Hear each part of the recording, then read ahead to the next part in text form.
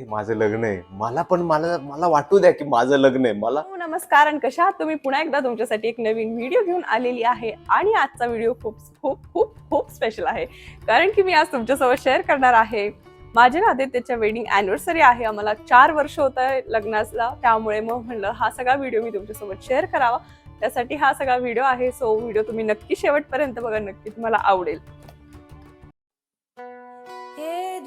सखे मोरे पिया घर आए, रे सखे मोरे पिया घर आए, भाग लगे से आंगन को, भाग लगे से आंगन को,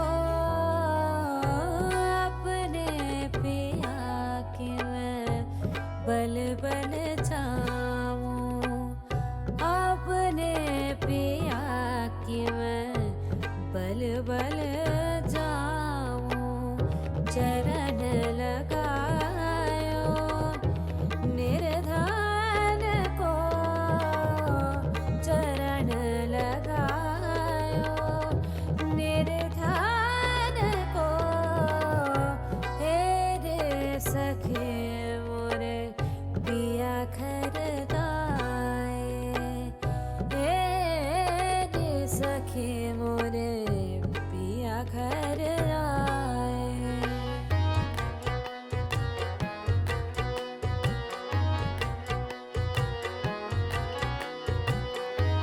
मैं तो खड़ी थी आस लगाए, खड़े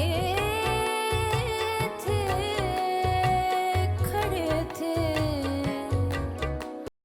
सो मला लक्षात येत नाही की मी कुठून सुरुवात करू, तर मला असं वाटतंय की थोडीशी लव्ह स्टोरी सांगायला पाहिजे आमची, म्हणजे जरा इंटरेस्ट येईल तुम्हाला हे बघण्यामध्ये.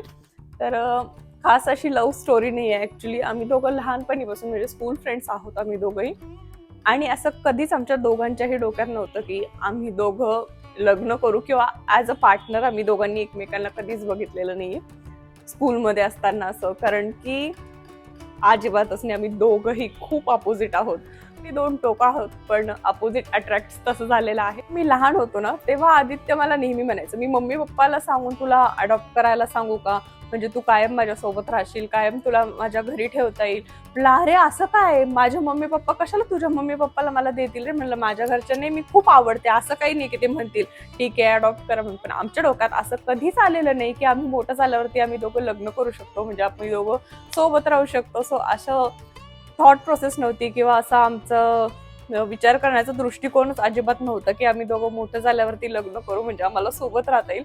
पण लहानपणी उगाच असतो असं म्हणायचं की मला तू कायम सोबत हवी आहे. सुरुवात कशी झालेली मला सांगावंसं असं वाटतंय की जेव्हा अजिबातच आमच्या दोघांच्याही डोक्यात नव्हतं की आम्ही दोघं रिलेशनशिपमध्ये असायला हवं किंवा आहे तसं.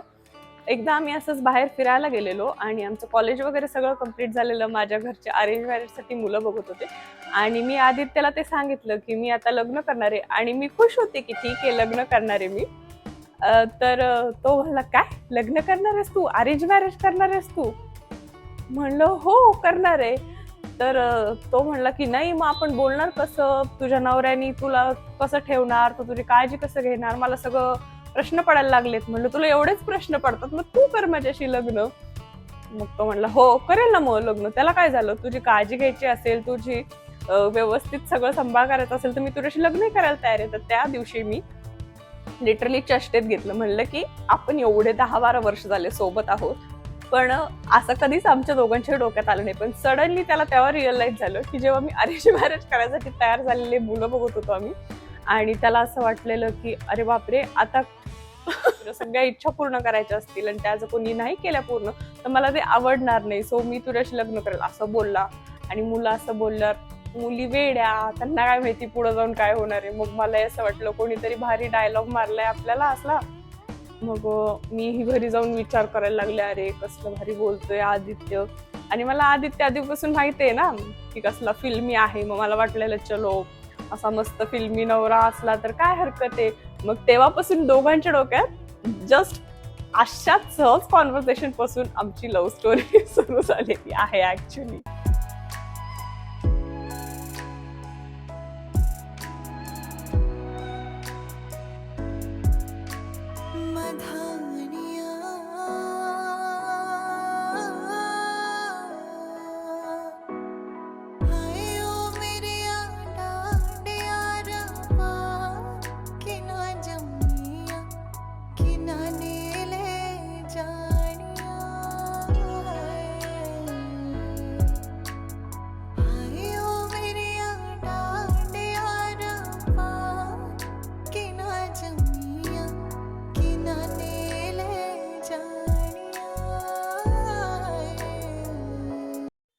चार वर्ष झाली आज, 4 वर्ष. लग्नाचा प्रवास हा आता आमचा 4 वर्षाचा झाला. सो ही सुरुवात कशी झाली, काय झाली, खूप मोठी कहाणी आहे ती. मला फक्त त्यातनं एक बारकाई गोष्ट लक्षात काय घ्यायची होता त्या की पूनमची इच्छा. जे काही पूनमच्या इच्छा असतील, म्हणजे प्रत्येक मुलीची काही इच्छा असते लहानपणापासून की मोठं झाले की मी लग्न असं करेल तसं करेल. मुलांचं तसं काहीच नसतं. सेम माझं की मला काहीच नको होतं, मला जस्ट तिच्या इच्छा पूर्ण करायच्या होत्या. तिला लहानपणापासून असं फिल्मी खूप असं पिरियडिक पिक्चर्स, जोधा अकबर तिचा फेवरेट. सो असं काहीतरी मोठं भव्य दिव्य पाहिजे होतं. आणि ते भव्य दिव्यामध्ये खूप पैसे लागतात हे मला माहित होतं. पण म्हटलं आपण जाऊया कुठेतरी अजून काही गोष्टी शोधू. तर तिची एक ट्रिप गेली होती स्कूलमध्ये. सो जाधवगड म्हणून, तो पुण्यापासून 1 तास 1.5 तासाच्या अंतरावर आहे. सो गेलो, खूप छान वाटलं. म्हणजे मी जो मुलगा कालपर्यंत लग्न करण्याचा काहीच न विचार करणारा मुलगा, तिथं जाऊन मला असं वाटलं की लग्न करणार तर बॉस इथंच. इतकं सुंदर होतं, सगळ्या गोष्टी इतक्या सुंदर होत्या. म्हणजे तिथं अटेंड करणारे पण जे मॅनेजर्स होते, स्टाफ होते, खूप छान होते.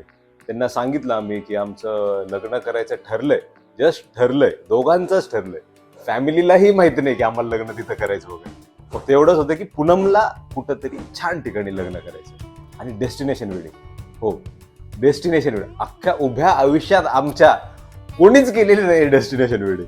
लग्न म्हणजे काय मंगल कार्यालय बघा, तिथं जावा, 100 नाही 1000-1500 लोक येणं, त्यांना जेवण देणं, अक्षदा, सगळं मंगलाष्टक झालं म्हणजे हे लग्न. डेस्टिनेशन हे मला नावच खूप छान वाटलं की डेस्टिनेशन वेडिंग. म्हणून आपलं काहीतरी भारी करूया. मग सगळ्यांना घेऊन आम्ही ज्यावेळेस तिथं गेलो जाधवगडला, तर मम्मी पप्पा वॉज लाईक खूपच सुंदर आहे अरे. म्हणजे त्यांना खूपच आवडलं. आणि त्यावेळेस असं कळालं की अरे हे मुवमेंट्स किती इम्पॉर्टंट असतात. एक मुलगी जो विचार करते लहानपणापासून, त्यात ती पूनम, ती खूप विचार करते की माझं अशा अशा गोष्टी पाहिजे, मला ह्या गोष्टी पाहिजे. सो त्यात मी फक्त भर काय पाडायची होती की तिला ज्या गोष्टी पाहिजे त्या कशा जुळवून आणायच्या, घडवून कशा आणायच्या. कारण काही गोष्टी तिच्या घरचं ऐकणं, काही गोष्टी माझ्या घरचं ऐकणं, त्या पण जुळवायच्या. तेव्हा माझ्या कॉलेजची टूर गेलेली जाधवगडला. आणि माझी खूप इच्छा होती की मी लग्न करणार तर असं गडावर वगैरे करणार, किल्ल्यात वगैरे करणार. कारण की मी जाम वेडी आहे असं जुन्या काळातल्या ज्या काही अशा गोष्टी असतात ना. मग मला फार असं होतं की अरे असंच व्हायला पाहिजे, हत्तीवरच बसलं पाहिजे, असं सगळं माझ्या डोक्यात असायचं बरं का. आणि मी हे सगळं आदित्यसोबत शेअर करत असायची, त्यामुळे त्याला थोडीफार आयडिया होती की मला कशा पद्धतीचं लग्न पाहिजे आहे. आणि मग केली आम्ही बाकीच्या गोष्टींची शोधाशोध केली. पण एकदा आदित्य म्हणला की चल आपण जाधवगडला जाऊन बघू तरी की ते कसं आहे काय. मग आम्ही घरी न सांगताच एकदा जाधवगडला 2घच जण गेलेलो. आणि जेव्हा तिकडे गेलो तर छान आम्हाला सगळ्या गोष्टी दाखवल्या की कुठे लग्न होऊ शकतं, कुठे हळद होऊ शकते, कुठे रिसेप्शन होऊ शकतं, कुठे फेरे होऊ शकतात. सो खूप छान पद्धतीने त्यांनी आम्हाला सांगितलं. आणि ते सांगतही इतकं भारी होते की आम्हाला दोघांना लिटरली इमॅजिन होत होतं की हा हे 350 वर्ष जुनं जे मंदिर आहे तर आपण इकडेच लग्न करूयात.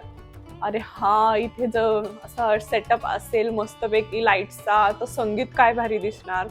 सो त्यांनी असं काय काय सांगितलं ना, आम्ही इमॅजिन करत गेलो. आणि मला जेवढं वेळ लागलेलं ना, मला तर ऑलरेडी आधीपासूनच वेळ होतं की मला तिकडे लग्न करायचंय. पण ते जसं जसं एक्सप्लेन करत होते, आम्ही तसं तसं इमॅजिन करत होतो. मग आदित्यला असं वाटलं की आपण जाधवगडलाच लग्न करायला पाहिजे.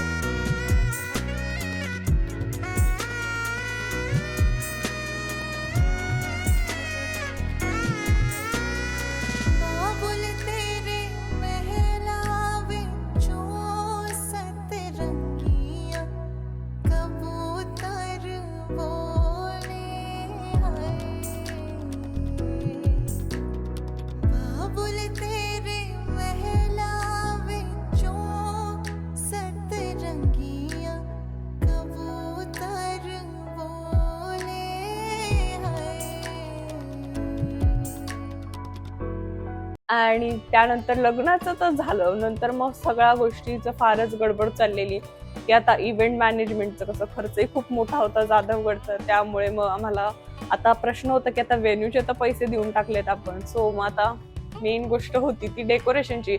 जे त्यांनी आम्हाला इमॅजिन करवलं ते ऍक्च्युअली कोण उतरवणार आहे. पण बरं झालं, खूप छान माझ्या पप्पांच्या कॉन्टॅक्टनी आम्हाला स्वाती पाटील म्हणून ज्या माझ्या वेडिंग किंवा इव्हेंट मॅनेजर आहेत त्यांनी इतकं छान पद्धतीनं सगळ्या गोष्टी मॅनेज करून दिल्या, त्याही आमच्या बजेटमध्ये. मी त्यांचा कॉन्टॅक्ट नंबर किंवा त्यांचे डिटेल्स खाली देऊन ठेवते डिस्क्रिप्शन बॉक्समध्ये, तुम्ही जाऊन तिकडे नक्की चेक करू शकता. जर तुम्हालाही छान पद्धतीचं कुठले तुमचे डेकोरेशन्स करायचे असतील कुठल्याही फंक्शनसाठी, तर तुम्ही नक्की स्वातीताईचे कॉन्टॅक्ट करूच शकता. आणि ह्या पद्धतीनं मग सगळं तयारी सुरू झाली. पण घरच्यांनी मग तेवढा काही इंटरेस्ट घेतला नाही, कारण मी ना आदित्यच ऑलरेडी खूप इंटरेस्टेड होतो, की आम्हाला हे असं पाहिजे, ते तसं पाहिजे, हे असं करायचंय. आणि ज्या मुलाला अजिबात इंटरेस्ट नव्हता लग्नामध्ये या सगळ्या गोष्टींमध्ये, आता त्यालाही इंटरेस्ट यायला लागलेला बरं का. कारण ती ठरवल्या, सगळ्या झाल्या. मग एक मूवीच्या एंडला आपण सिनेमॅटोग्राफरला एकदम क्रेडिट देतो, इव्हेंटसाठी जे सगळं सेट डिझाईन करतात त्याचं क्रेडिट देतो. पण मी मध्येच का देतोय, कारण Neeraj Sarda and his team त्यांनी आम्हाला इतकं कम्फर्टेबल फील करवलं. कारण मी असा खूप मला नाही आवडत फोटोज काढायला, किंवा मला असं खूप प्रायव्हेट मुवमेंट्स असतात, किंवा मला खूप मी पर्सनल आहे, मला नाही आवडत असं खूप हे करायला. पण त्यानं जे कम्फर्ट केलं, त्याने त्याचा जो रिझल्ट दाखवला, त्यांना छान वाटलं की अरे यार, हे जो व्हिडिओज आहे, हे जे फोटोज आहे, ते लाईफ लॉंग आपल्यासोबत राहणार आहे. ती एक मेमरी राहील. म्हणजे photos are just not a click, that becomes a memory. मला ते खूप आवडलं. आणि नीरज झाला, स्वातीताई झाली, अरे इव्हेंट, अरे इतका सुंदर मॅनेज केलं तिनं, सगळ्या गोष्टी इतक्या सुंदर केल्या. आणि विशेष म्हणजे ती प्रेग्नंट होती. ती ज्या प्रेग्नन्सीमध्ये पण तिनं सगळ्या गोष्टी अटेंड केल्या. तिनं म्हणजे काहीच ठेवलं नाही. आम्ही तिच्या ऑफिसला गेलो, तिनं इतक्या बारीक गोष्टी सगळ्या सांगितल्या, की असं आहे. कॉस्ट कटिंग असं नाही की तिनं उगाच सांगत गेली वाढत गेलं, असं नाही. इतक्या सुंदर गोष्टी सांगितल्या, जिथं कॉस्ट कट करू शकतो ते म्हणजे तिनं ज्या गोष्टी करता आल्या ना, त्या सगळ्या गोष्टी त्या इव्हेंट मॅनेजर जे आहे त्यांनी केल्या. त्यांचा एक कोलिग होता, त्याने आम्हाला हेल्प केला, आदित्यने. खूप छान गोष्टी एकदम सगळ्यांनी जुळून आणल्या ऍक्च्युली.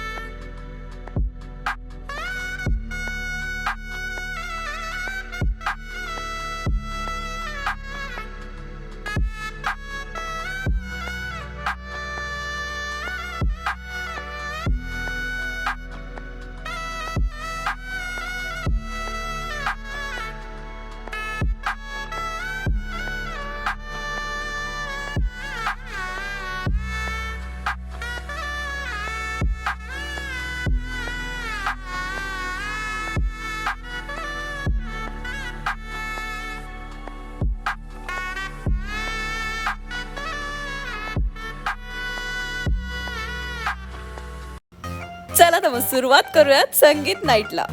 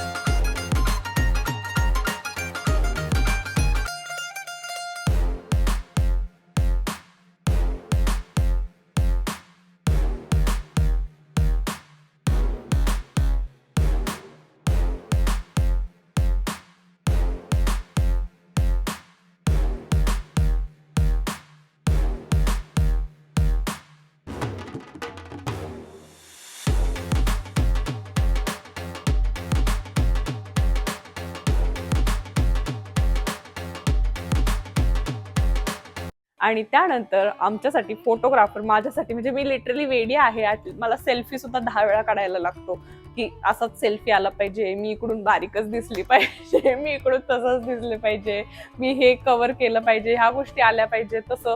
त्यासाठी मला फोटोग्राफर खूप भारी पाहिजे होता, म्हणजे खूप भारी. माझं लिटरली लहानपणीपासूनचं स्वप्न होतं की मी अशी पोज करेल, मग मी असा फोटो काढेल, मी तसं करेल. त्यामुळे फोटोग्राफरची जी निवड आहे ती मी इंस्टाग्रामवरती नीरज सारडा म्हणून आहे त्यांची प्रोफाईल बघितली आणि मला जाणवलं हो, हाच तो व्यक्ती आहे जो माझी वेडिंग फोटोग्राफी करणार आहे. कारण की मला ज्या काही गोष्टी पाहिजे आहेत, जे काही फोटोशूट हवा आहे, तो हाच व्यक्ती करू शकतो. त्यामुळे मग आम्ही फोटोग्राफरसाठी नीरज सारडा, मी आता त्याला दादा म्हणते, त्यामुळे तुम्ही कधीही म्हणजे त्यात तुम्हाला जर खूप भारी फोटो काढायचे असेल ना, तर नीरज दादा बेस्ट आहे. म्हणजे तुमचं लग्न तुम्हाला लिटरली जेव्हा तुम्ही फोटोज बघतात ना, तेव्हा वाटेल अरे हे आम्ही दोघंच आहोत का एवढे भारी. म्हणजे आम्ही लिटरली दोघं फोटो बघून इतके शॉक झालेलो आमच्या लग्नाचे. मी थकलेली. लग्नात कसं होतं ना, खूप घाई गडबडमुळे आपल्याला असं वाटतं की बास झालं आता फोटो. पण नीरज दादांनी आम्हाला स्पेशली जे खाली मोठा असा म्युझियम होतं त्याच्या साईडला फोटो काढायला घेऊन गेलेलं. स्पेशली त्याची गाडी घेऊन आला की नाही मॅम, की तुम्ही 1-2 फोटोज तरी इकडे काढा, असं खूप इन्सिस्ट केलं त्यांनी. मला असं वाटलेलं की चलो झाले असतील फोटोज, बास झालं नको. पण दादानी स्पेशली माझ्यासाठी तिकडे गाडी घेऊन आला आणि म्हणला की नाही, मला हे फोटोज पाहिजेच आहे आणि तुम्हाला नक्की याचा रिझल्ट आवडेल. म्हणलं आता काय वेगळे फोटो काढणार आहे, तर तो स्पेशली आम्हाला तिकडे घेऊन गेला. जो सगळ्यांचा खूप खूप फेवरेट असा फोटो आहे तो तिकडे जाऊन आम्ही काढलेलं. लग्न झाल्यानंतर ऑलमोस्ट 5-5:30 वाजता हा फोटो काढलेला आणि सगळ्यांना खूप आवडला. आणि मी थँक्यू म्हणणार आहे नीरज दादाला, कारण की त्यानं एवढं छान, म्हणजे जर त्यांनी हा फोटो काढला नसता ना, मला हे लग्न वाटलंच नसतं की मी जाधवगडला केलं आहे. ते सगळे जे डिटेल्स आहेत ना तिथल्या म्युझियमचे आणि त्यांनी जो फोटो काढला आहे, कमाल आहे तो, कमाल. म्हणजे थँक्यू सो मच दादा की तू हे सगळं अरेंज केलं आणि हा फोटो शूट केला. त्यामुळेच असं स्पेशली जाणवलं मला की मी जाधवगडला लग्न केलेलं आहे. मी प्रपोजच केलं नाहीये, मी तिला स्टेजवर जस्ट एक आपण असं फोटोसाठी वगैरे केलंय, त्या गोष्टी केल्यात. पण त्यावेळेस गोष्टी नाही जुळून आल्या, कारण खूप धावपळ चालली होती आणि त्या गोष्टी, बऱ्याचशा गोष्टी मॅनेज करायच्या होत्या. सो फायनान्सही बघायचं होतं. सो मला थोडंसं असं मी ड्युअलिटीमध्ये होतो की एकदम फुल्ली देता नव्हतं येत मला, एवढं छान सगळ्या गोष्टी होत्या तरी. सो जस्ट तिला एकच गोष्ट म्हणायची होती, सांगायची होती की हम तुम कितने पास है, कितने दूर है चांद सितारे, सच पूछो तो मन को झूठे लगते हैं ये सारे, मगर सच्चे लगते हैं ये धरती, ये नदियाँ, ये रहना आणि तू. So I love you Poonam. आता पूनम म्हणतो मी तिला, पण जस्ट तिला त्यावेळेस किंडर म्हणायचो, कारण तिला किंडर जॉय खूप आवडायचं. I love you for ever. आणि हे 4 वर्ष, असे 40 वर्ष भांडत राहू आपण एकदम तुफानाने, जोराने.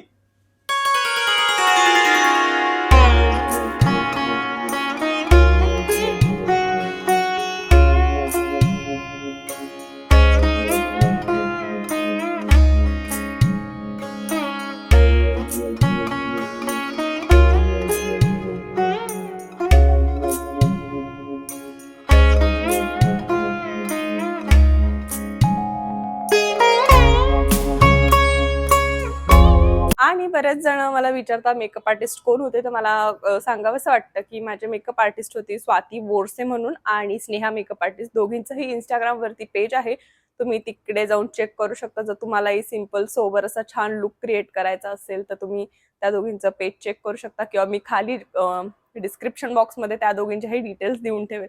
जर तुम्हालाही मेकअप करायचा असेल त्यांच्याकडनं तर तुम्ही नक्कीच कॉन्टॅक्ट करू शकता. सा नि ध प म ग म ग रे सा नि रे सा, सा नि ध प म ग म ग रे सा